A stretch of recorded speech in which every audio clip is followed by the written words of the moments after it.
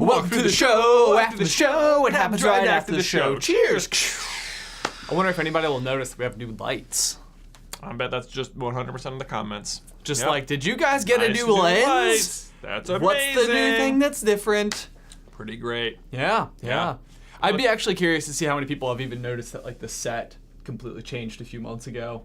That's one of those, like, it looks so similar, but, like, slightly different. You really have to be paying attention. Yeah. It doesn't help that Disney video we just put out last week was filmed from the old set, so I was like, wait a second.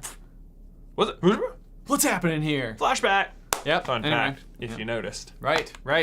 Oh, man. Star Wars is back. I've probably watched this trailer, like, 100 times. It's so good. It's so good. I like it. It's so good. It's not the best trailer this year, but it's so Frozen 2? Frozen 2 is the best trailer I've ever seen. Yeah.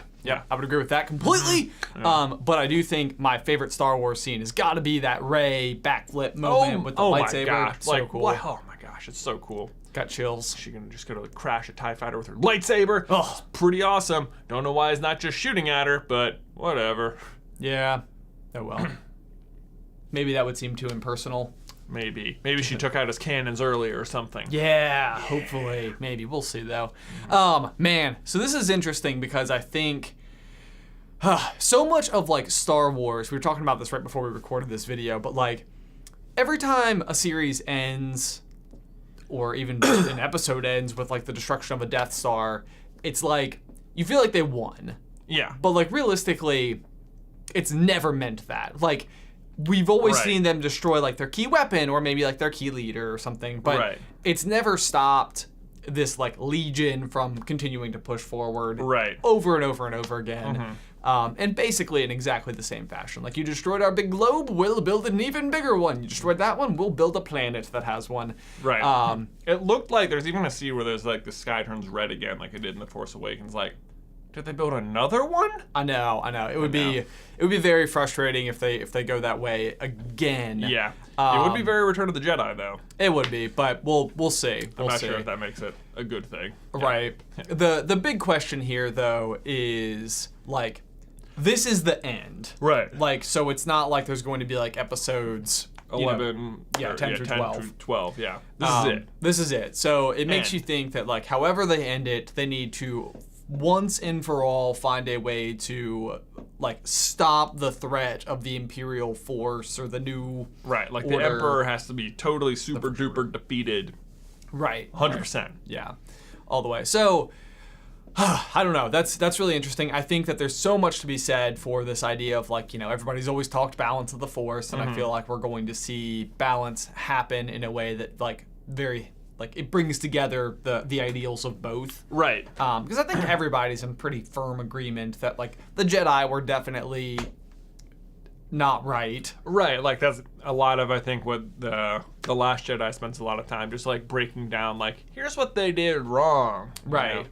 Yeah, they were non-violent, which I think is, like, what gives them the aura of being a good guy. Yeah. But even still, it seems like it's not the correct way to live. So it's gonna be fascinating. I think really the Palpatine bit is kind of mind-blowing because that is probably, even if you go back to the prequels, it's not super exciting the way that they deliver it to us. And, like, there are lots of other problems with the prequels. But one of the things that they are pretty masterful about is how Palpatine is literally manipulating both sides to fight each other, and it's like whichever one wins, it doesn't matter. Like yeah, he doesn't care which one wins. Right. Like, he just needs one of them to win. Right. They just one of them destroys the other, and then he's the leader of both. Right. Yeah. It's like if the Republic pulls out a massive surprise victory, guess what? He's already the Supreme Chancellor. Right.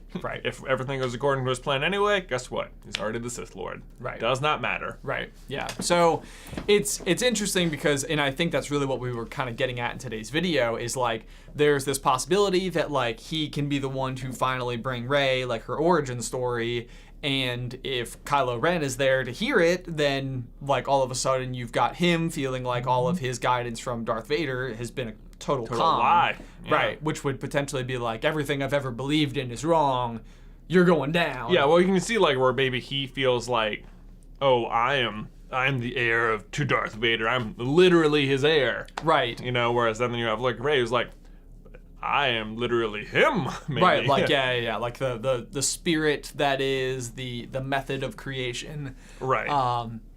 And I don't even see that. I don't even necessarily see that like turning Rey to the dark side, like that information. It might like totally shatter her worldview or whatever.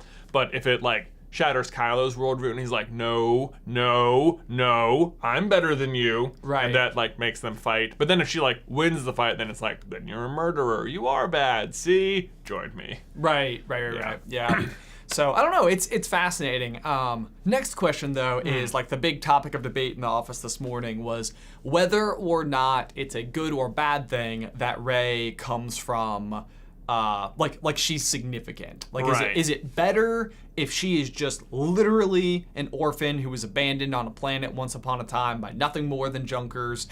Hard stop. Like they weren't Jedi, they weren't Force users. Like it was nothing to do with it. She just came from nowhere and she's.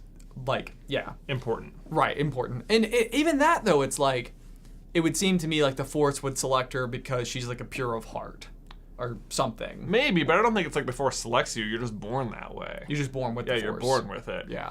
So, I mean, I don't like that as much. I want her to be something important. And, like, if it is, in fact, that Palpatine created her, then you have a situation where she still came from nothing, but there is still some added significance. It's like you get both a little bit. Sure. And that's really what happened to Anakin. Like, he came from nothing, really. But, sure. In terms of, like, his mom was pretty much nobody, but except that, I guess, the Emperor manipulated the midichlorians in her body or whatever. And... So why do you think though that both of the people, if that happens to be true, so like if Rey has been a manipulation of the Force and she was born like that way, why do both of them grow up in this very like humble way?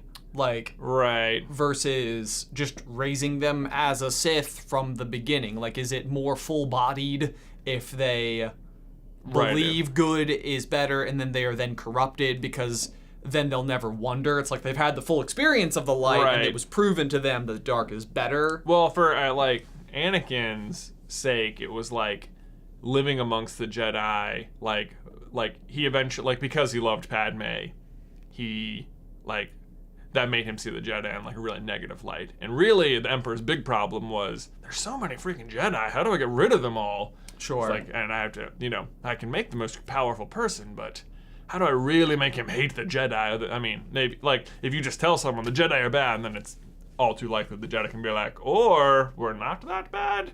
But if they actually treated him bad, I don't know. This could also be like a situation where the Emperor is just like, I'm going to create the strongest person by creating the two strongest people and making them fight, and then we'll really know. Yeah, right. That's true. Because that's the other sort of like inconsistency I think with Star Wars is that like they've always said that Anakin was too old to be trained, that Luke was too old to be trained, and now you have Rey who is like, at least a teenaged person who has not lived her entire life being taught the ways of the Force, who now is the most powerful. And so you've got Ben Solo, who it seems like was raised with it more. Yeah. But they seem to sort of have like a parallel version of power in terms of, like Luke says the line, like I've only seen this kind of raw power once before. And Ben Solo and yeah. So it seems like they're probably on like a fairly similar plane. I don't know. Like, what is the importance of being trained at a young age? Does that matter at all? It just seems like it doesn't matter at all. It's just like this random barrier. Like, oh no, we shouldn't have. See what happens? We made a Sith Lord. Whoopsie. Right. Yeah. I don't know about that. But then obviously Luke is trained at older age and he doesn't become a Sith Lord. He just becomes super disenchanted. Whatever. Right. No big whoop. Okay. Final closing thought. Do any Kenobis make any appearance at all? Or is that just like dead and gone? Nope. Gone. Yeah? Yeah. Any reason why in Force Awakens with her Force vision thing, we hear his voice? Yeah. He owned the lightsaber for a while. That could be part of it. But he didn't really own it in a way that involved use. Like, he stored it. He kept it. I don't know. To me, Obi-Wan is supposed to be, like, the purest Jedi. Like Yoda's, like, a step too far, but Obi-Wan, like, he always knows the right thing to do. He's, like, the moral compass. Sure. And if he was like so loyal to the Jedi Order that if he like totally broke down and like secretly had a kid somewhere, that sort of like to me tears down some of like his moral fiber. Oh no, and I agree. I'm not suggesting that I think that he's got like a lineage factor in here. Just is he involved? Is he relevant to the story in any way, shape, or form? I mean, he could show up as like a Force ghost. That'd be cool. It'd be interesting. I'd like to see Obi-Wan. I mean, he's the only key character that hasn't really been like thrown back to. I mean, we've had, of course, the original three. We've got Chewbacca, we have R2-D2, we have C-3PO, we have Lando. That's true. You know, like you've got so many throwbacks. It's like if you go the entirety of this third take with no real reference to a Kenobi at all, with the exception of like one hearing his voice in the one Force time. vision. And one of them is an edited version of the original Obi-Wan, and the other was Ewan McGregor. They would you get him though? Then is that what you would do? Because you can't really get. I can't remember his name, sir. He's got it sounds like he's a knight. Yeah, I know. Like Sir Alec Guinness or something. Yeah, Alec like Guinness. That. That's what it is. Yeah. Yeah. So I don't know. I don't know how that works. I would have to imagine that they would get Ewan McGregor. Yeah. Which I mean wouldn't be awful. No. I would. I mean it might be like a toss back to the prequels. Would they get Qui-Gon? That would be very, That'd be very so shocking. lame. They should not do that. Don't do that. Do not bring in Qui-Gon. And the other thing too, I think a lot of times when you have a character from the past, it's like you don't necessarily have to bring them back visually on screen, but like if their importance is somehow significant to the story. I mean, Ben Solo's named after him. There's at least that. There's that. But yeah. Anyway. Whatever. So we have so many thoughts. Sometimes I think this is why we need a podcast. But anyway, guys, thank you for your support on Patreon. Bye. Bye.